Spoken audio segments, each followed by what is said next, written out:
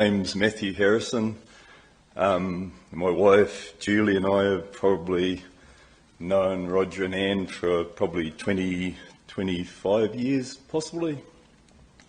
We started in the Full Gospel Businessman probably back when I was single, and then it sort of gradually evolved to getting married, and then we had 5 kids, which over time Roger and Anne sort of became like adopted grandparents to our kids, which was a really special time. And also for our youngest daughter Sarah, they also became godparents, and it's just very special to have Sarah with us here today, and also our youngest son Christopher, and eldest daughter Amy, she's in Dunedin. Kieran, our second daughter, she's in Wellington, and our oldest son Matthew Jr., he's a building apprentice, so he probably picked that up from Roger too, because they spent many visits coming up.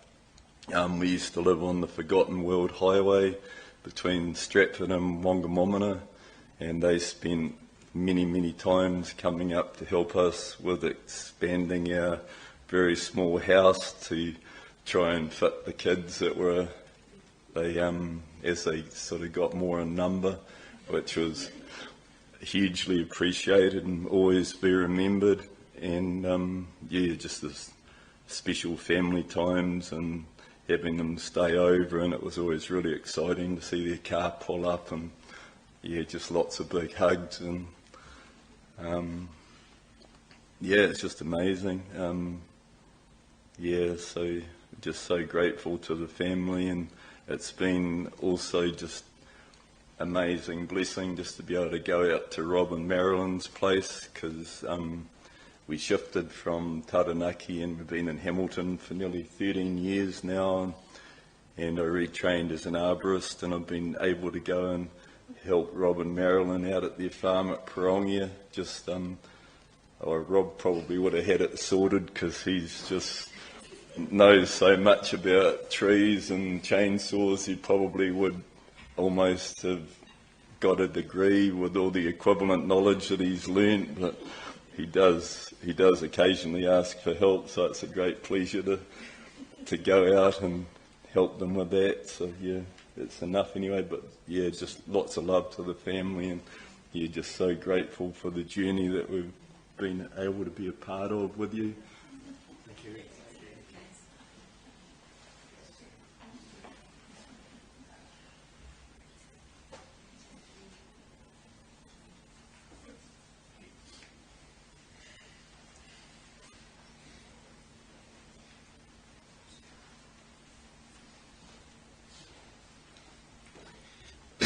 My name is Peter Major. I live in Hamilton now, but lived for a number of years, 15 years, in Greytown.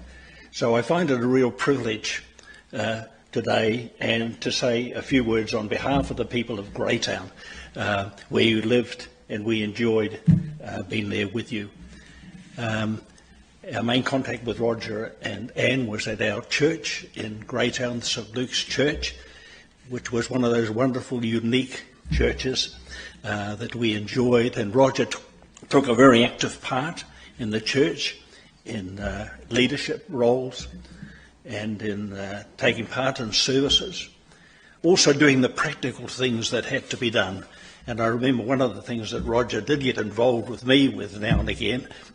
We had a freestanding bell tower, quite high, but sometimes the bell came off, and so Roger was very willing to do the task of climbing this very rickety ladder that we had to get up there. I held the ladder, and I was a bit conscious of the fact that Roger had a big spanner in his hand, and if he dropped the spanner, I would be in trouble. But of course, he was very good at all those practical things. So, Anne, and for the family, Roger really enriched our lives in that wonderful town of Greytown.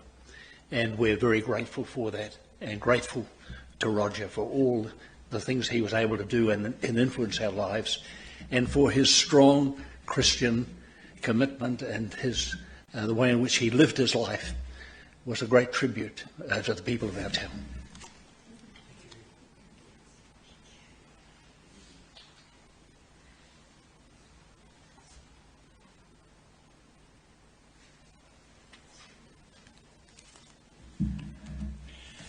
I know you've all got something in here to say, haven't you, and share, but it's a long way from where you're seated to come forward and speak, particularly for those who find public speaking difficult.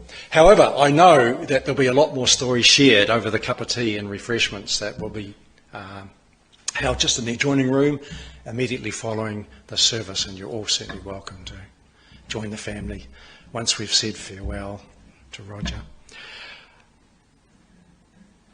I was thinking about today and this gentleman, and thinking of his love of nature, his love of tramping, his love of keeping fit,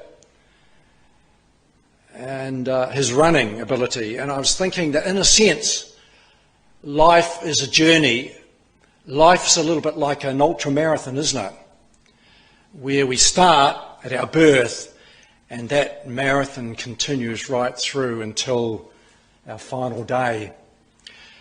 For Roger, there must have been that thrill and joy as he was out in and amongst nature, running along those streams, beside the streams, and taking in the beautiful colours of nature, climbing those peaks, having the wind behind him, and just feeling so free and enjoying that walk and run with nature and with the Creator. There were highlights. I was with you, Marilyn, as I was sharing some of those stories about that vista and that, and all that. I could imagine that, and that must have been something special for Dad. So on that ultra marathon that we journey, there are those good days, but then there's the days also when there's blisters, when there's a headwind, when anything but our lungs and our limbs aren't working together. There's something special about when your lungs and your legs are working together. You can just go on and on and on. But there are those days also when they don't work together, and it becomes so difficult. That journey becomes so difficult. The hills seem steeper, the climb more difficult, the blisters harsher. Life is an ultramarathon. It's a journey we all take. There are the highs, there are the mountaintop experiences, then there are the valleys as well. It seems to me that this man knew all about that. And regardless of whether he was in the valley or on the mountain peak, he was still positive about life. He recognised what life was about. He recognised that he set the scene rather than allowing circumstances to set the scene for him. He grabbed hold of life and lived life and ran that marathon in such a way that it inspired. And look what it's done. Look at that influence. Look at that running and effort that he has made in his marathon. And not only was it about himself, but it was about others, his family, the way he is invigorated and brought them a love and a passion for living itself. So, Roger, thanks again for the example, the influence that you've set, for the way that you took hold of life and made the most of it, recognising there's only one chance to make the most of life here on this planet anyway. Thank you for the example that you've set. Thank you for the love that you've given.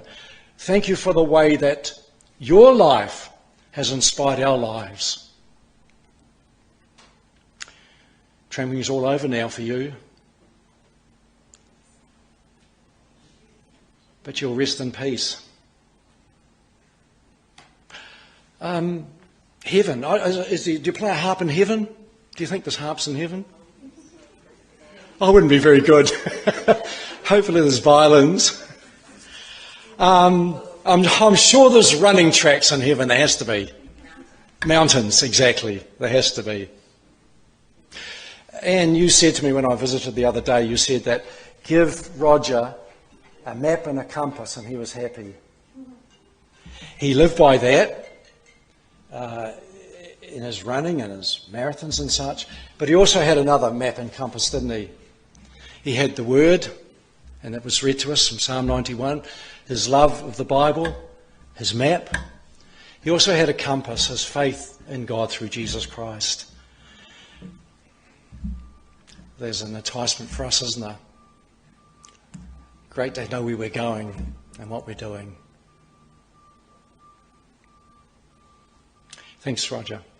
Thank you. God bless you.